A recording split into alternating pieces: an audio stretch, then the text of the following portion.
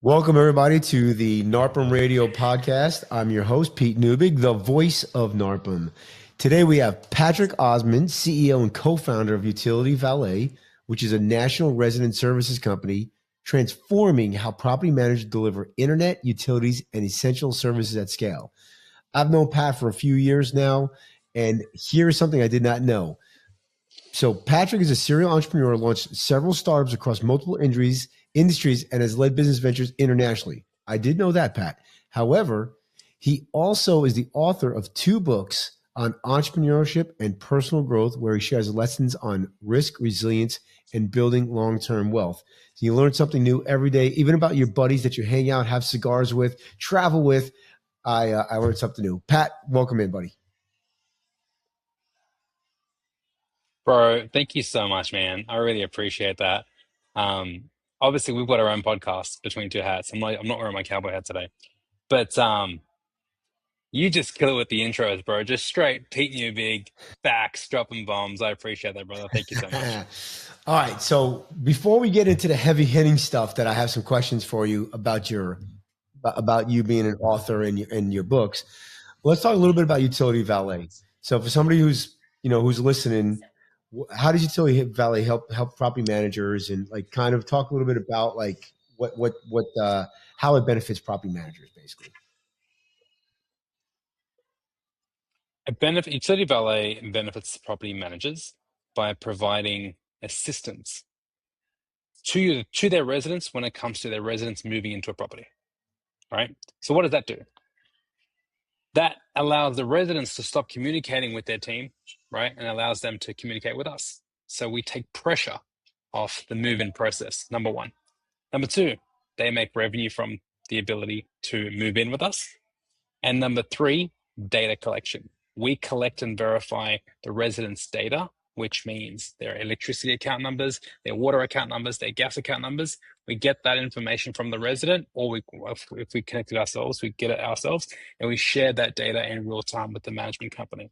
What that prevents is it prevents residents from talking shit and setting up their own utilities and lying and submitting a fake account number. And in 3 months, the management company says, hey, we've got a bill for water, and some residents are cheeky, right? And they don't set up their utilities. So we found that out 3 months into starting this company. So basically, yeah. I own a property management firm. I got a bunch of SFR. I got a bunch of family, a bunch of rentals. And when I have applications, somebody's going to move into that property. No, they no longer have to call my staff and say, what's the local water company? What's the local electric company? What's the? Your guys take that, and then you basically help them set up all of their internet and electric and water and gas and all that stuff. We do all that, correct. Our business is not brand new. Our industry is not brand new. Our industry is about 11 years old. Our industry has been servicing property management for about 9 years. So a lot of the property management industry know about our services, know about our industry, sorry. They may not know about Utility Valet. Utility Valet is a growing brand, been around for 4 years. But what makes us different is basically, I guess, the culture of Utility Valet, the 3,500 reviews that we have. And of course, we're notorious for being the leading revenue share provider. We have the highest revenue share in the industry. Now, I know there's a lot of talk about keeping the utilities on in property managers' names. So like some of the property managers I'm speaking to are like, instead of turning on and turning off utilities, they just keep it in their name. Mm-hmm. What's your thoughts on that? Mm-hmm. Is there a product for that, or are you guys working on something? That's cool. I like it. I think it makes sense, right? I decrease my labor costs if that happens. So whenever a PM comes to me and says everything's in my name, I'm like, perfect, no worries. Let's do some business. And they say, oh, but what are you going to do about utilities? Well, what we're going to do is not going to do utilities, but we're going to explain the process to your resident to decrease ambiguity, right? So what happens is that your resident is moving into the property. Once they pay their lease, there's a gap between the deposit and the move-in date. That 1-2 week gap, they don't know the process of how utilities works, right? So basically, we come in and we facilitate a conversation with them, 3 to 5 minute conversation that explains how the move-in process works with that property management company. And on top of that, we connect their internet there and then. On top of that, we connect their home security there and then. So it becomes an efficiency play. There's revenue, and we explain the process And of it's how still less utilities get calls to onboarded my for that staff specific property. because I don't have to explain that property. Okay. It's still less Excellent, calls. man. Exactly. All right. So we kind of got that out of the way. Is there anything that's coming down the pipeline that's new at UV that we need to let people know here? Oh man. Utility Valet is a growing company. We are spending a lot of money on technology. We're spending a lot of money on infrastructure, which is really cool. Bring on board some major people from the industry to join our C-level, to join management. We 8 months ago received an investment from Phil Yee, who's his ex-head of ancillary services at Invitation Homes. He invested into our RVP. He joined as Chief Commercial Officer, which was a really big benefit to us. We launched our own residence value package, which is a direct competitor to a residence benefits package. So we've got our own insurance now, we've got our own air filter program, we've got our own pest control, we've got our own resident rewards and credit and building. We have all that package now. Basically, we want to give property management companies choice, right? Have some options, right? So we're challenging the financial aspect of that. We're coming in, 30, 40, 50% cheaper, which is pretty cool. And we're just trying to beef up the industry. And the other big thing that we're working on is bulk internet. Bulk internet across the SFR industry is huge. We're paying some large upfront fees as well for specific markets: Tampa, Connecticut, some doors in Florida, some doors in Dallas. If you've got portfolios there, we can pay you guys up to $35 to $45 per door upfront, right, for the whole portfolio. So there's some exciting things we're working on. Bulk internet. What does that mean? What is, right? You got a portfolio of 500 doors, right? Okay. You say to me, Pat, I want to make some money on these doors. How do I do it? I say, okay, what we're going to do is we're going to deploy bulk internet across your whole portfolio. What we've done is we've gone to AT&T, Spectrum, Xfinity, Frontier, and all the other major ISPs. We've negotiated an agreement with them, and we said, listen, we promise to give you 5,000 doors or 10,000 doors in the next 12 months. Give me a wholesale rate. They sell internet to me for $35, $30. I sell it to you for $45 or $40. You sell it to the resident for $55. You now sell 1 gig internet to your resident for $10 to $15 less than the retail value, okay, of 1 gig. Your resident gets 1 gig internet discounted. You're making $15. Resident doesn't have to deal with anything when they move into a property. Internet's there waiting for them. And then if it's vacant, though, I'm guessing the manager just pays for it, and because they're making so much money, okay. Some doors you're going to pay for it. Some doors you won't pay for it. Depends on the internet service provider. All right. So let's talk a little bit about your. So you're going to increase NOI. I appreciate the direction of property managers and the way they're thinking. I appreciate that they're proactive in regards to driving NOI. That's how we grow a business, right? We grow a business by scaling, financial efficiency, increasing our margins, and getting market share, and just getting more staff, more expenses, more income, more accounts, more properties, more, right? So that's what we're trying to do. We're trying to drive more revenue for that property management company. And the reason why we want to do that is because, brother, we're making money along the way, man. We're a part of that. That's how we eat, through their doors. So how can we further drive value to the point where the value is not questionable and there's a delta in it for all of us? That makes a lot of sense, right? So it's like, hey, if we eat, everybody eats. That's it. All right. So let me ask you about your books, right? So when you were writing the mindset book, tell me, what did you find? Like, how a lot of people in property management that I speak to, they have a hard time going from operator to owner.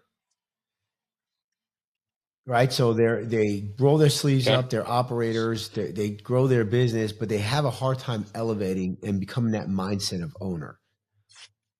What are some of the things that they can do to kind of shift their mindset?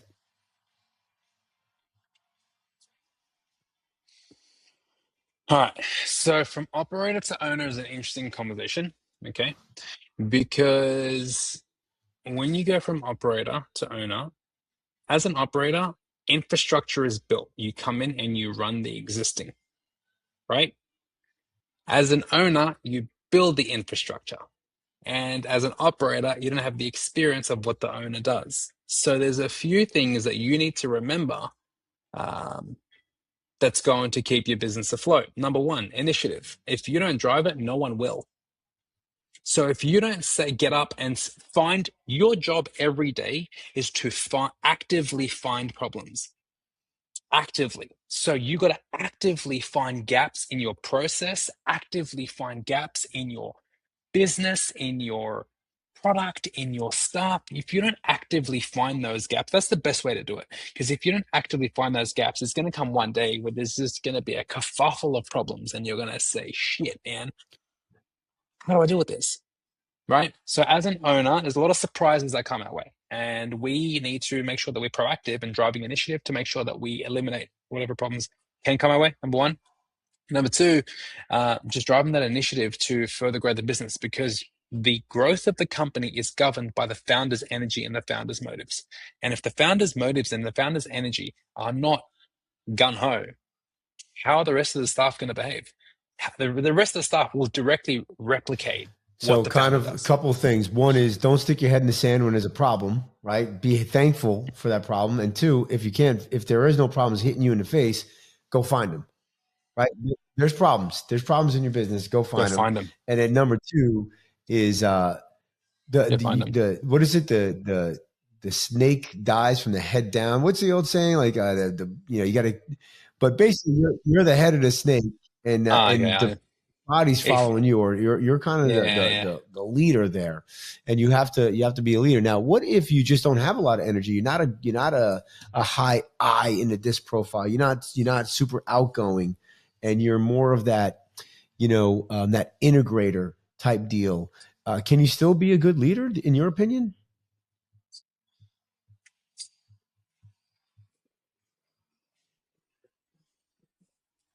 I believe that you will connect with certain personalities better than others, right? But for as long as a business needs to drive, right, there's got to be something in you that wakes you up every day. Now, I'm not saying get up and yell in your company every day. You don't have to do that, right? I don't do that, right? But there's got to be some form of momentum driven. Now, that momentum driven can be through your fingers on a keypad. That's momentum. That's your coding, you're building something. As long as you're building, whether it's culture, whether it's brand, whether it's product, whether it's systems, whether it's technology, if you're building, you are driving momentum. Now, priorities and direction of where you're building is a whole separate conversation. Growth and going to the next level, more market share, more business, more accounts, more client acquisition. That's the direction that we want to be going into. Doubling down on product and trying to perfect your product 1,000 times can cost you a lot because your running costs are going to eat you alive. The market will eat you alive. Your competitors are going to eat you alive because what cues all sales, right? So I've always had the mindset of going into the market at 65% and allowing the market to coach us the other 35% that we need to fix, right? So go in at 65%, have your product at 65%, and the market will coach you on what you need to further refine, but go out and get them sales, man. Go out and get them sales. Them sales will give you the cash flow. The cash flow becomes the heartbeat of the entity, not the profit. The cash flow becomes the heartbeat of the entity. And at that point, you can determine direction It's as to where you want funny. your business to go. Yeah, what's funny is I hope I answered I your think I've question. told the story before, but I'll tell it to you again. When I first started, I hired a business coach because I came from the IT world, and we started this property management business, me and my business partner. And basically, my business coach didn't talk to me for like a year. He literally just talked to Steve, my business partner, because Steve was in charge of marketing and sales. I was in charge of operations. And he would look at me and goes, we don't need to figure out operations. We need the phone to ring first, and then we need to figure out how to close them.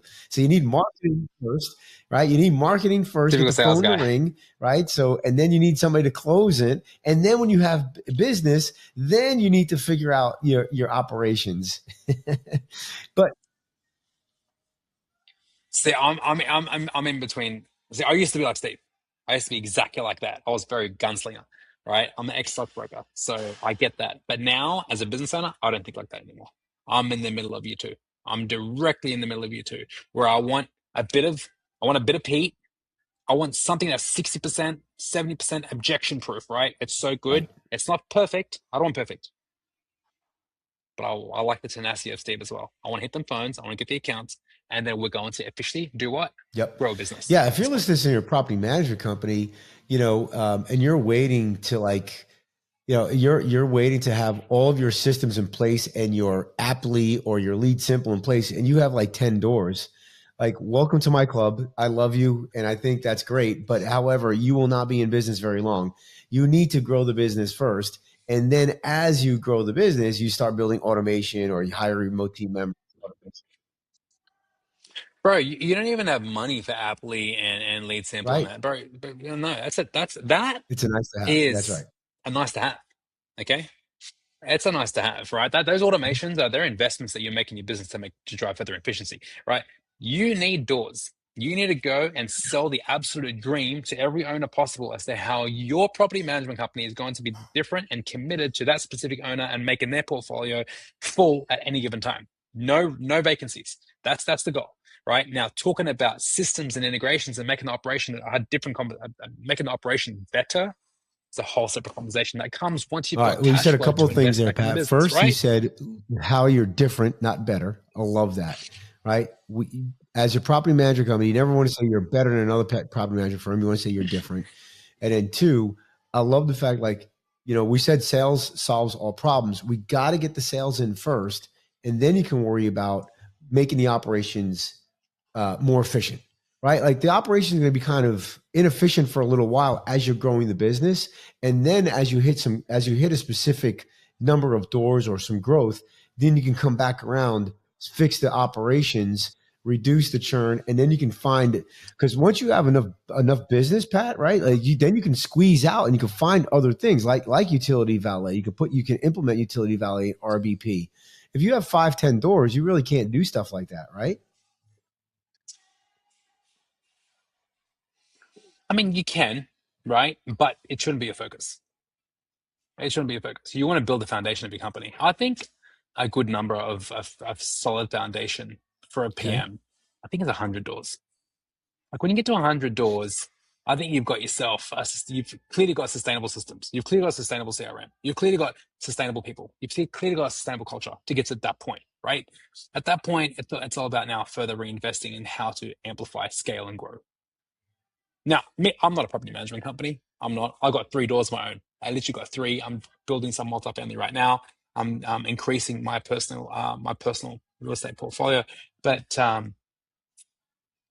just from a But just holistic point you're of just view, talking just talking a standard business, right? So there's a standard business. There's on a kind standard of a business, formula, exactly and right. I think Yep. like getting the marketing to work, right? You can't polish your sales,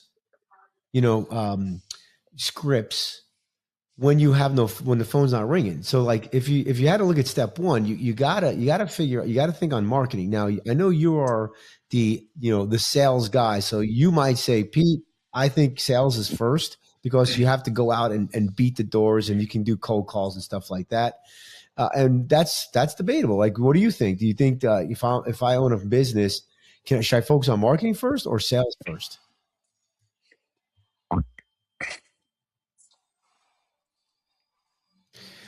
How many businesses have you started? Well, I guess 2, Empire and then VPM. I mean, I've had a couple of apartment complexes, and I've had a couple of other, stuff like that, but really.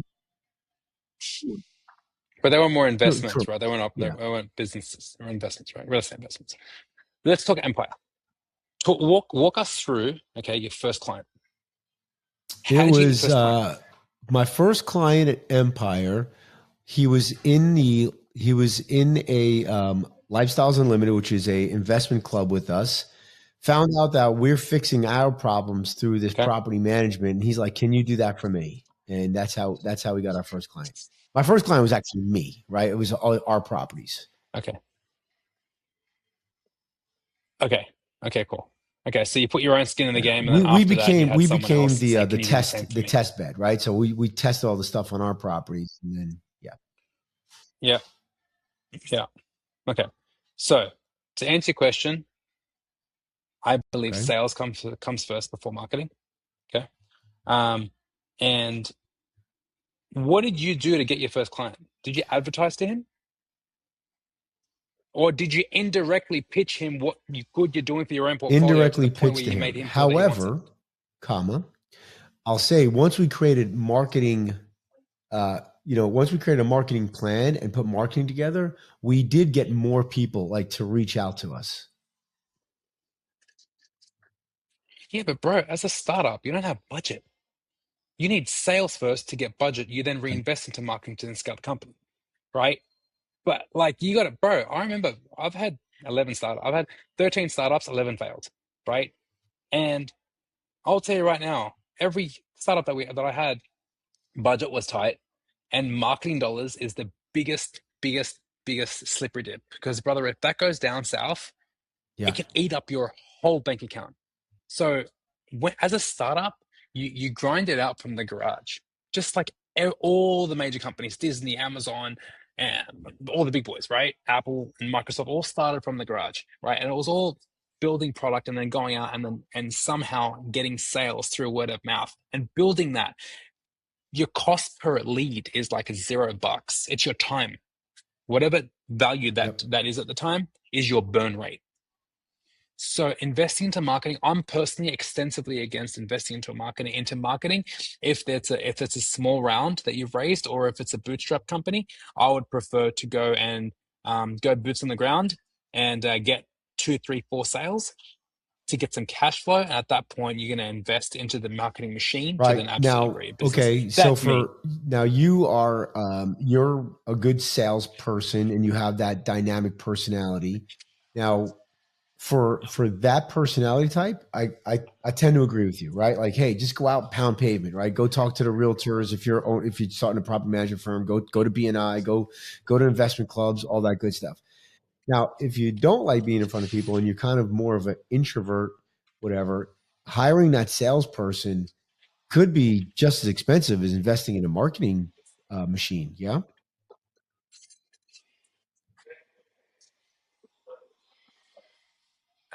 Right. Depends on your compensation plan.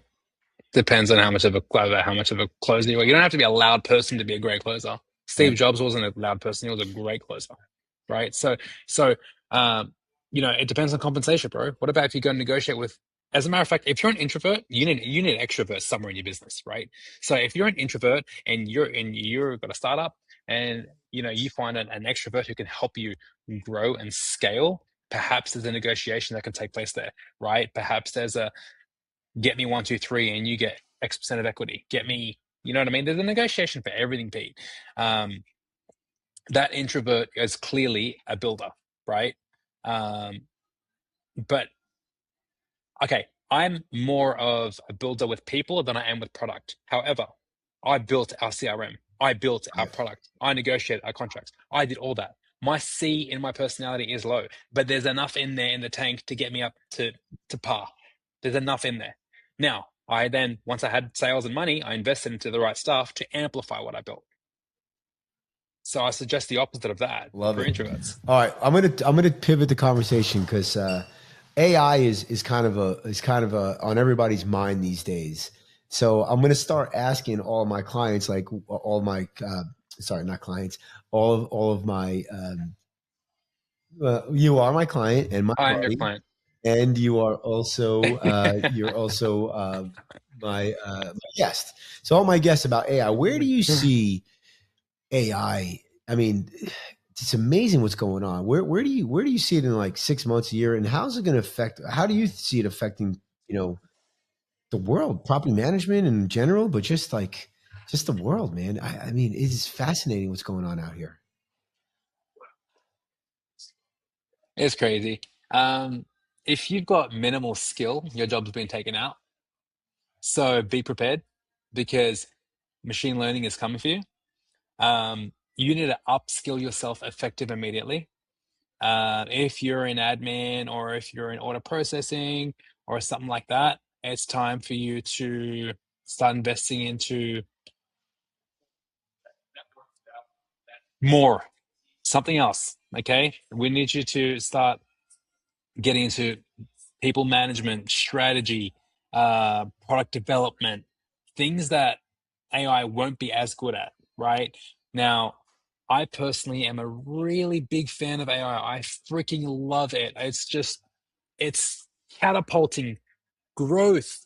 It's just absolutely making everything so much easier and faster. I love it. I can't tell you as a business owner how much. Um, I love AI, right? I love it, excites me. It sounds screwed up, but it excites me that I get to substitute people with AI because I get to fast track specific processes. Now, am I excited to fire them? No. Am I going to fire them? Yes. Am I going to find a place in my business for them before I try to fire them? Yes. But if I can't, I cannot. It is not my fault. It's a competitive world, and you got to make sure that you show up and that you be competitive. Because if you're You not, know, you're going to get wiped out. I'm listening to some of these doom and gloomers. Okay, what? All right, what Who's happens the doom and when? gloomers? What are they saying? Wait, is that a average No, no. response? Or This is is that you're what you're my getting? first one to ask, buddy. So like, yeah, you're my first, yeah. But like, Oh, you know, you okay, just read a okay. lot of stuff. You hear a lot. There's just a lot of chatter going out there, right? So like, what's going to happen when? Let's call it Yeah. 10 years from now. And luckily, I'm old enough, and I'm going to be riding out into the sunset here. But Yeah, he's in running. 10 years, He's right? young Let's and say beautiful, this the guy, yeah? AI takes on so many jobs here in the States. What are these people going to do, brother? Yep. Yep. So is the government going to have to like tax these AI trillion, billion, multi-trillion dollar companies to subsidize housing? Yeah. Yeah. Bro, that's a whole other conversation. Yeah, there's gonna be a huge play. There's gonna be a huge play. You know what? I think all the companies that are gonna deploy AI to substitute all the headcount are definitely gonna have to pay a Yeah. fee of some sort, right? It's gonna be You some know, form a of lot of society people are fee. saying You like know what I AI mean? is very similar to like the internet boom. I'm old enough to understand the internet boom. Hell, I was in the middle of it. I was an IT guy back then. And the internet, the doom and gloomers said the internet's Yeah. taken all the jobs. And what it did is it created millions and millions of jobs. I don't know if I see that with this boom. Yes. I do see some jobs get created and really good, handsomely paying jobs.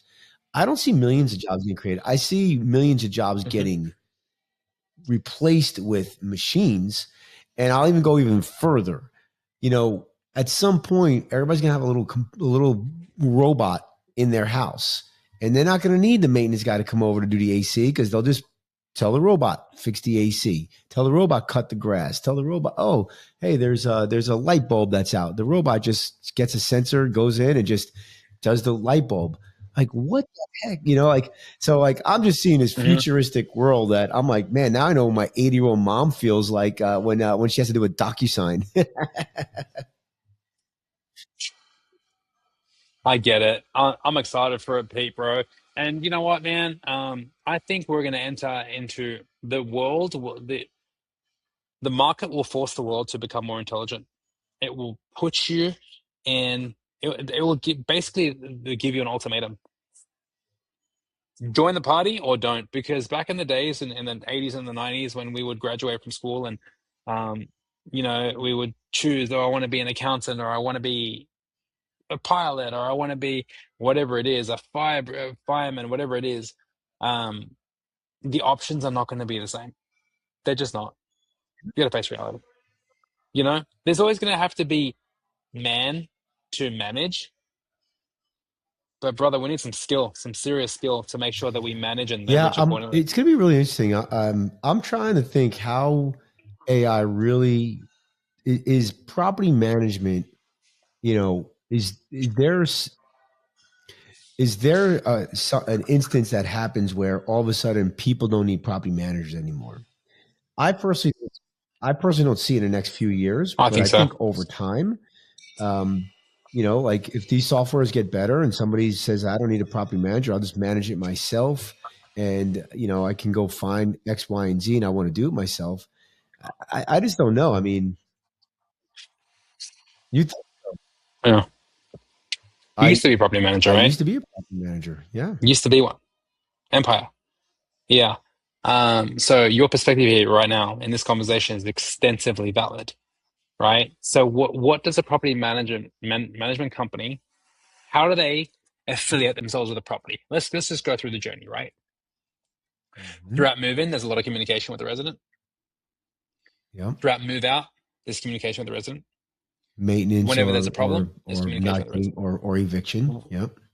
Yes. Okay. Outside of those three, when are you interacting with the resident? You're not. Okay. So we've identified the three main communication channels, right? Move in, move out, and when there's an issue. You can add a maintenance fourth one, a eviction. 3.5, Okay, I cool. guess, where annual inspections, there's some communication with the resident and, you want to inspect the property. Okay. Yeah. Okay. So it's out of 3.5. Out of the 3.5 right there, I can tell you right now, this second, that move-ins can be completely automated with no communication. I can guarantee you that. Move out is not fully automated because man has to come in and approve it. Fair. Maintenance and problems, conflict resolution is not automated today. So, and then the annual inspection is manual. So out of the 3.5, 100% I think so. can be automated. I think so. Is that fair or not? Yeah, I think with, but I'm going to do a caveat here, Pat. I think everything that can be automated, there is always going to need a human because somebody's always going to what I call zero out. They're going to want to hit the zero and talk to a human person. There's going to be percentage of people that want to do that. So yes, but they're getting smaller and smaller as they get younger. They're going to die, bro. In 20 years, they're gone. Damn, I only got 20 years left, buddy. You know what I mean? I was hoping I had like 30.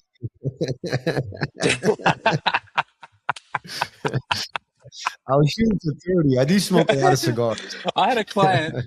I had a client talk to us today, and they were like, "We like Utility Valet, but we would appreciate a fully hands-off approach." And I said, "Look, we can do that for you, no problem." And I said, "Why would you appreciate that?" She said, "Because our clients are all students, and they don't like talking on the phone to anyone. They want all technology." I said, "It makes total sense." So decreasing communication and increase in technology usage is where the market. It's been like that which for is not 2, new 3, use. 4 decades now. I mean, ever since we got out of the, ever since we got out of, the industrial age, right? Buddy, it's always good talking to you, man. Pat, if somebody says, "Hey, I want to get those big fat refund checks or whatever you call them, the what do you call them? The revenue share. You want to make checks. some money. You Yeah, want to make some and they want to revenue reach share out to checks with us. Utility Yes, you Valet. need- What's the best way to get in touch with you guys? Yeah. You're going to send me an email personally. I'll respond to you personally, all right? Patrick@utilityvalet.io. That's my email. You reach out to me directly. You want to go on our website, check out our website, click go to the Contact Us page. Someone from our team will get it, and we'll reach out to you and Awesome. connect with you. And if you're not listening to this, if you're listening to this and you're not a NARPM member, give them a call at 800-782-3452 or go to NARPM.org. And if you are looking for remote team members, because somebody's going to need to manage your AI, might as well have a remote team member do it. Give me an email at pete@vpmsolutions.com. Pat, thanks so much for being here, buddy. Appreciate you, brother.